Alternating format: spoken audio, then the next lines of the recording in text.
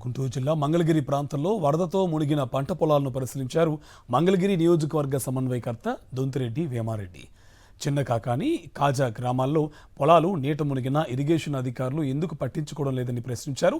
చంద్రబాబు అధికారంలోకి వస్తే అతివృష్టి లేదా అనావృష్టి తప్ప మరొకటి లేదని విమర్శించారు దొంతిరెడ్డి వేమారెడ్డి.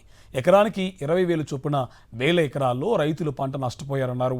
వెంటనే ప్రభుత్వం స్పందించి రైతులకు నష్టపరిహారం చెల్లించాలని డిమాండ్ చేశారు దొంతిరెడ్డి వేమారెడ్డి.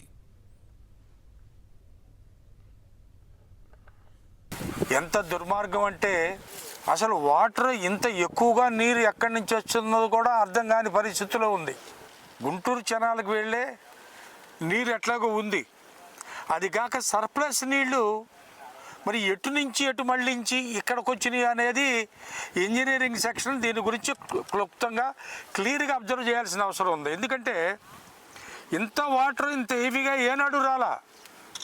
మన దరిద్రం ఏంటంటే ఇప్పుడు పాపం చంద్రబాబు నాయుడు గారు వస్తే అతివృష్టి అనావృష్టి కురిస్తేనే ఇట్లా ఊళ్ళో కొట్టుకుపోవడం, లేకపోతే ఏమి ఉండదు.